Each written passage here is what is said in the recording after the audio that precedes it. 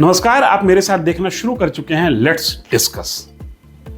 आज बात एक ऐसे मुद्दे की जो कभी जागता है, कभी सोता है, लेकिन कभी खत्म नहीं होता।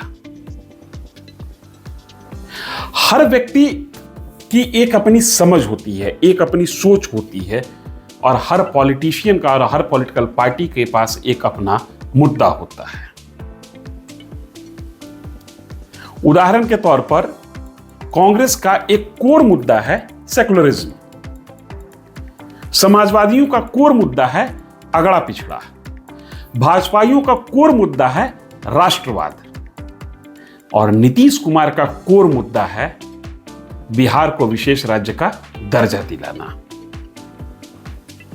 नीतीश कुमार जब जब पॉलिटिकली आइसोलेट होते हैं, अकेले पड़ते हैं, तब बिहार को विशेष राज्य का दर्जा दिलाने आगे निकल आते हैं।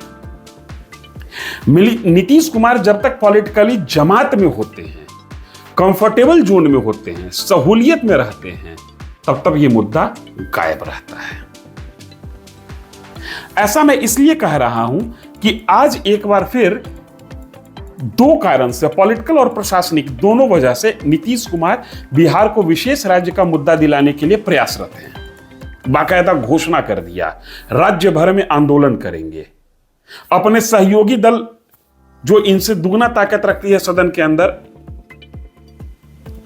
राष्ट्रीय जनता दल, उससे भी ऐलान करा दिया, और वो भी पार्टी कहने लगी कि हाँ, नीतीश कुमार के इस मुहिम में और इस मुद्दे में हम साथ हैं। ये नीतीश कुमार का मुद्दा नहीं रहा, बिहार सरकार का मुद्दा हो गया।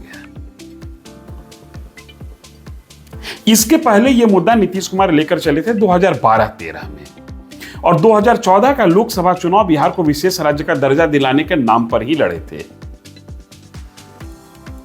2015 में विधानसभा चुनाव के समय इनकी दोस्ती हो गई राजद के साथ, और बड़ी आसानी से देखने पर लग रहा था कि सत्ता के करीब ये पहुंच रहे हैं, कोई विशेष मेहनत करने की आवश्यकता नहीं है, लिहाजा विशेष राज्य का दर्जा दिलाने की जो मांग थी, जो मुद्दा था, वो ठंडे बस्ते में चला गया। 2017 में फिर आ गया बीजेपी के साथ। 2020 के विधानसभा चुनाव के समय यह मुद्दा था ही नहीं, बिहार को विशेष राज्य का दर्जा दिलाया जाए। आज फिर यह मुद्दा जग गया है। इसके पीछे दो मूल वजह हो सकती है। एक वजह तो यह है कि बीते विधानसभा चुनाव के समय नीतीश कुमार और राजद, नीतीश कुमार राजद के दबाव में, हालांकि उस समय नीतीश कुमार एनडीए का हिस्सा थे, लेकिन राजद ने यह पहला ऐलान किया था कि अगर हमारी सरकार आई तो हम अपने पहले ही मीटिंग में 10 लाख सरकारी नौकरी जनरेट करेंगे।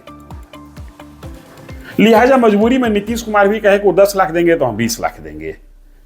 बातें हास्यास्पद सी होने लगी। लेकिन जैसे ही नीतीश कुमार आरजेडी के साथ सरकार बनाए, यह मांग उठने लगी कि अब तेजस्वी यादव मौन क्यों हैं?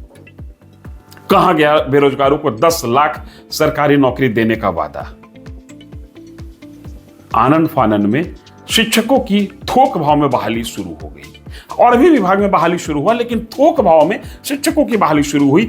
1,70,000 से टीचर्स की वैकेंसी निकाली गई, जिसमें मोटा मोटी अनुमानतः 1.5 लाख के आसपास शिक्षक रिक्रूट हो चुके हैं, या 1,00,000 लाख के आसपास, 1,34,000 के आसपास आंकड़ा था, जिसमें फाइनल योगदान देते देते मान लीजिए कि 1.25 लाख के आसपास, और फिर 1.25 लाख के आसपास टीचर्स की बहाली के लिए एडवर्टीजमेंट निकल चुका है।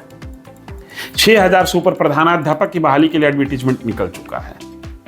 हेल्थ विभाग में बड़ी बहाली आएगी, ये संकेत दिए जा चुके हैं, और भी पीछे बहाली की गई है।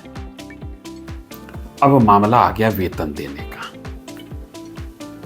बहाली तो थोक भाव में किए, लेकिन इनको वेतन दिया कैसे जाएगा? और इसी कारण से बिहार को विशेष राज्य का मुद्दा देने का राग अलापा जा रहा है। यह प्रशासनिक वजह है। राजनीतिक वजह क्या है? नीतीश कुमार अब इंडिया अलायंस में भी घुटन में है, और कई बार ऐसा लग रहा है कि नीतीश कुमार कांग्रेस से इतर एक अलग राह पकड़ने की कोशिश कर रहे हैं। अलग राह पकड़ने के लिए अलग मुद्दा का होना जरूरी है। संभव है कि इस कारण से भी नीतीश कुमार अचानक बिहार को विशेष राज्य का दर्जा दिलाने के लिए व्याकुल हो गए। अन्यथा ये वही नीतीश कुमार हैं, याद रखिएगा, जब 2000 में बिहार झारखंड का बंटवारा हुआ था और सदन के अंदर तत्कालीन मुख्यमंत्री राबड़ी देवी ने मांग की थी आंचल फैला करके, मैं केंद्र सरकार से आग्रह करती हूं कि बिहार को विशेष राज्य का दर्जा दिया जाए। उस समय नीतीश कुमार केंद्र सरकार के हिस्सा थे, एनडीए की सरकार थी और वाजपेयी, अटल बिहारी वाजपेयी की सरकार चल रही थी। वाजपेयी सरकार में ये मंत्री थे। लोगों को याद है कि वाजपेयी जी बिहार को विशेष राज्य का दर्जा या बिहार के लिए विशेष उपबंध करना चाहते थे। लोगों को यह भी याद है कि शायद नीतीश कुमार को यह प्रस्ताव पसंद नहीं आया। ये मैं नहीं कह रहा हूं, ये उस समय जो नेता सक्रिय थे उनको पता है, और राजद वाले लोग आज भी कहते हैं दबी जुबान में। 2004 से लेकर 2014 तक केंद्र में कांग्रेस की सरकार रही और उस कांग्रेस की सरकार के साथ राष्ट्रीय जनता दल सहयोगी की भूमिका में थी। यह मुद्दा राष्ट्रीय जनता दल के चैप्टर से गायब था। हालांकि राष्ट्रीय जनता दल ने इसको कभी मुद्दा बनाया भी नहीं, लेकिन 2012-13 में नीतीश कुमार जैसे ही अकेले हो गए, फिर शुरू किए बिहार को विशेष राज्य का दर्जा दिलाने के लिए, और कहते हैं कि बिहार को विशेष राज्य का दर्जा नहीं मिलेगा तो बिहार का विकास नहीं होगा। अब जरा इसके टेक्निकलिटीज को समझिए कि बिहार को विशेष राज्य का दर्जा मिल क्यों नहीं रहा है। दरअसल संविधान में कहीं भी विशेष राज्य का दर्जा दिया जाए या विशेष राज्य हो, ऐसा कोई प्रावधान है ही नहीं।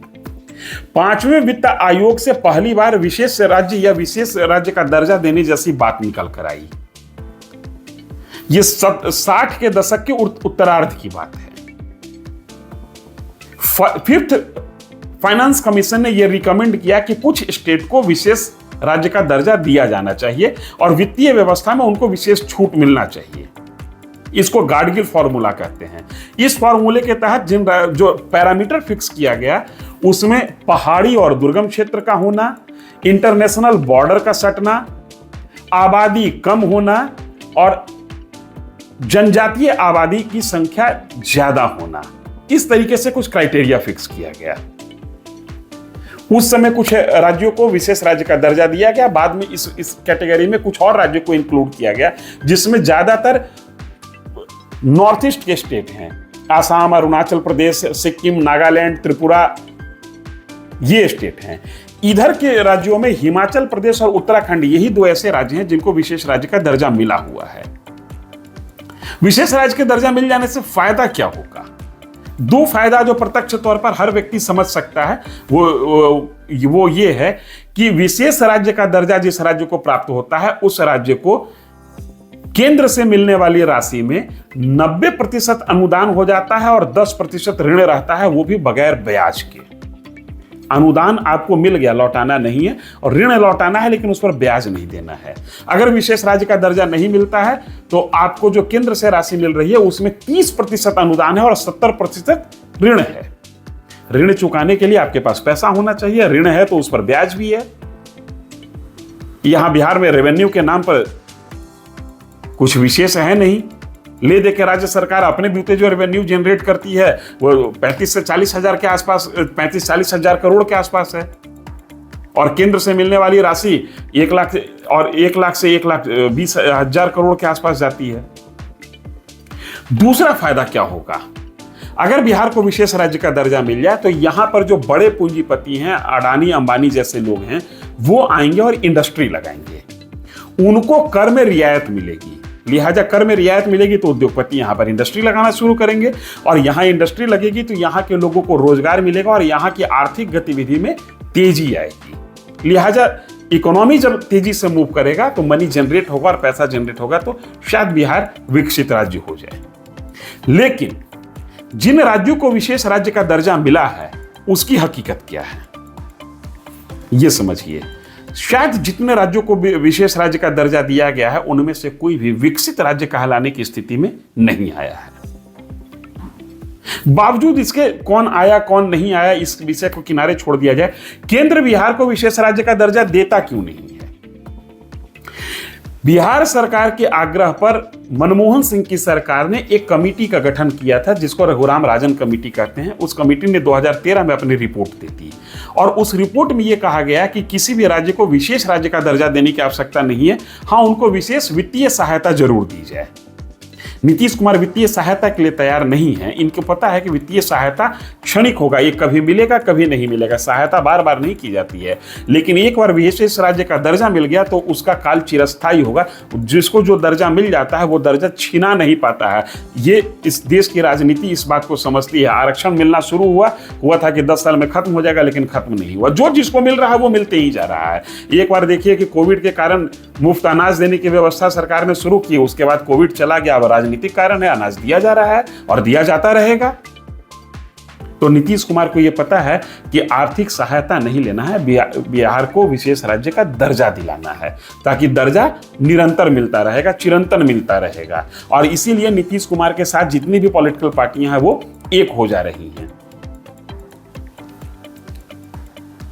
केंद्र के पास दूसरी मजबूरी यह है कि अगर बिहार को विशेष राज्य का दर्जा दे दिया जाए तो जो बीमारू स्टेट है, जिसमें मध्य प्रदेश, राजस्थान, उत्तर प्रदेश और भी वेस्ट बंगाल जैसे, उड़ीसा जैसे राज्य आते हैं, फिर मांग उधर से भी उठने लगेगी। और सभी राज्यों को अगर विशेष राज्य का दर्जा दे दिया गया तो फिर विशेष राज्य के दर्जा का कोई महत्व ही नहीं रहेगा।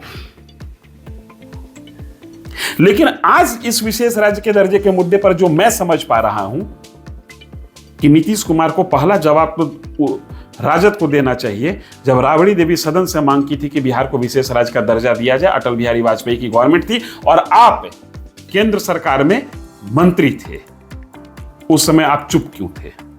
आपकी भूमिका क्या रही? राजद को भी जवाब देना चाहिए। 10 साल मनमोहन सिंह की सरकार रही, आप क्या करते रहे? और जवाब भाजपा को भी देना चाहिए कि बिहार को विशेष राज्य का दर्जा मिले या ना मिले, आपका स्टैंड क्या है। इस वीडियो में इतना ही। अगर वीडियो पसंद आए तो लाइक और सब्सक्राइब जरूर कीजिए। अगले वीडियो में फिर किसी मुद्दे, किसी पॉलिटिकल घटना, किसी पॉलिटिकल इश्यूज की पड़ताल करते हुए हम आपके सामने हाजिर होंगे। तब तक के लिए नमस्कार, धन्यवाद।